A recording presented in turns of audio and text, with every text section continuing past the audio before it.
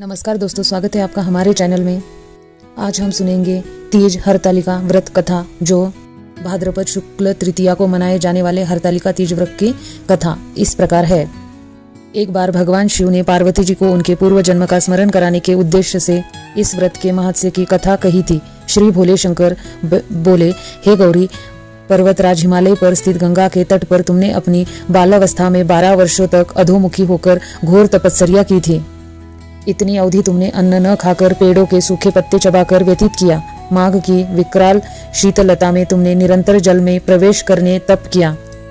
वैशाख की जला देने वाली गर्मी में तुमने पश्चिम से शरीर को तपाया। श्रावण की मूलधार वर्षा में खुले आसमान के नीचे बिना अन्न जल ग्रहण किए समय व्यतीत किया। तुम्हारे पिता तुम्हारी कष्ट साध्य तपस्या को देखकर बड़े दुखी होते थे, उन्हें बड़ा क्लेश होता था। तब एक दिन तुम्हारी तपस्या तथा पिता के क्लेश को देखकर नारद जी तुम्हारे घर पधारे। तुम्हारे पिता ने हृदय से अतिथि सत्कार करके उनके आने का कारण पूछा। नारद जी ने कहा, गिरिराज में भगवान विष्णु के भेजने पर यहाँ उपस्थित हुआ हूँ। आपकी कन्या ने बड़ा कठोर तप किया है, इससे प्रसन्न होकर वे आपकी पुत्री से विवाह करना चाहते हैं। इस संदर्भ में आपकी राय जानना चाहता हूँ। नारद जी की बात सुनकर गिरिराज भगगत को हो उठे। उनके तो जैसे सारे क्लेश ही दूर हो गए। प्रसन्नचित होकर वे बोले, श्रीमान, यदि स्वयं विष्णु मेरी कन्या का वरण करना चाहते हैं तो भला मुझे क्या आपत्ति हो सकती है। वे तो साक्षात ब्रह्मा है, वे तो महर्षि। यह तो हर पिता की इच्छा होती है कि उसकी पुत्री सुख संप्रदा से युक्त पति के घर में लक्ष्मी बने। पिता की सार्थकता इसी में है कि पति के घर जाकर उसकी पुत्री पिता के घर से अधिक सुखी रहे। तुम्हारे पिता की स्वीकृति पाकर नारद जी विष्णु के पास गए और उनसे तुम्हारे विवाह के निश्चित होने का समाचार सुनाया। मगर इस विवाह संबंध की बात जब तुम्हारे कान में पड़ी तो तुम्हारे दुख का ठिकाना न रहा।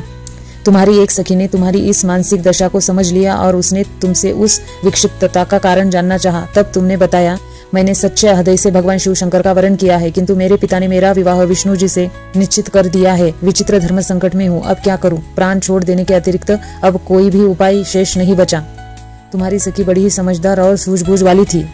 उसने कहा, सखी, प्राण त्यागने का इसमें कारण ही क्या है। संकट के मौके पर धैर्य से काम लेना चाहिए। नारी के जीवन की सार्थकता इसी में है कि पति रूप में हृदय से जिसे एक बार स्वीकार कर लिया, जीवन पर्यंत उसी से निर्वाह करे।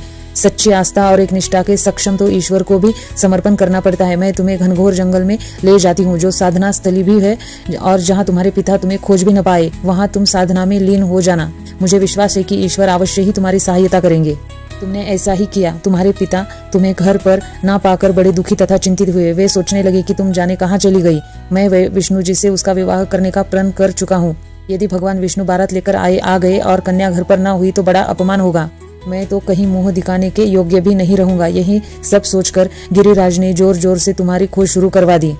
इधर तुम्हारी खोज होती रही और उधर तुम अपनी सखी के साथ नदी के तट पर एक गुफा में मेरी आराधना में लीन थी। भाद्रपद शुक्ल पक्ष तृतीया को हस्त नक्षत्र था। उस दिन तुमने रेत के शिवलिंग का निर्माण करके व्रत किया। रात भर मेरी स्तुति के गीत गाकर जागती रही। तुम्हारी इस कष्ट साध्य तपस्या के प्रभाव से मेरा आसन डोलने लगा। मेरी समाधि टूट गई। मैं तुरंत तुम्हारे सक्षम जा पहुंचा और तुम्हारी तपस्या से प्रसन्न होकर तुमने वर मांगने के लिए कहा। तब अपनी तपस्या के फल स्वरूप मुझे अपने सक्षम पाकर तुमने कहा, मैं हृदय से आपको पति के स्वरूप में वरण कर चुकी हूँ। यदि आप सचमुच मेरी तपस्या से प्रसन्न होकर आप यहाँ पधारे हैं तो मुझे अपनी अर्धांगिनी के रूप में स्वीकार कर लीजिए।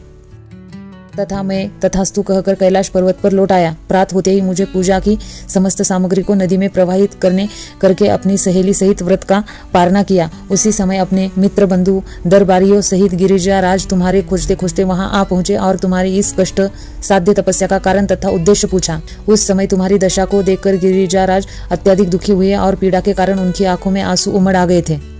तुमने उनके आंसू पोंछते हुए विनम्र स्वर में कहा, पिताजी, मैंने अपने जीवन का अधिकांश समय कठोर तपस्या में बिताया है। मेरी इस तपस्या का उद्देश्य केवल यही था कि मैं महादेव को पति के रूप में पाना चाहती थी। आज मैं अपनी तपस्या की कसौटी पर खरी उतर चुकी हूँ। आप क्योंकि विष्णु से मेरा विवाह करने का निर्णय ले चुके थे, इसीलिए मैं अपने आराध्य की खोज में घर छोड़कर चली आई। अब मैं आपके साथ इसी शर्त पर जाऊंगी कि आप मेरा विवाह विष्णु श्री से नहीं करके महादेव जी से करेंगे। गिरिराज मान गए और तुम्हें घर ले आए। कुछ समय के पश्चात शास्त्रोक्त विधि पूर्वक उन्होंने हम दोनों को विवाह सूत्र में बांध दिया। हे पार्वती, भाद्रपद की शुक्ल तृतीया को तुमने मेरी आराधना करके जो व्रत किया था, उसी के फल स्वरूप मेरा तुमसे विवाह हो सका। इसका महत्व यह है कि मैं इस व्रत को करने वाली कुंवारियों को मनोवच्चित फल देता हूँ। इसीलिए सौभाग्य की इच्छा करने वाली प्रत्येक युवती को यह व्रत पूरी एक निष्ठा तथा आस्था से करना चाहिए। धन्यवाद।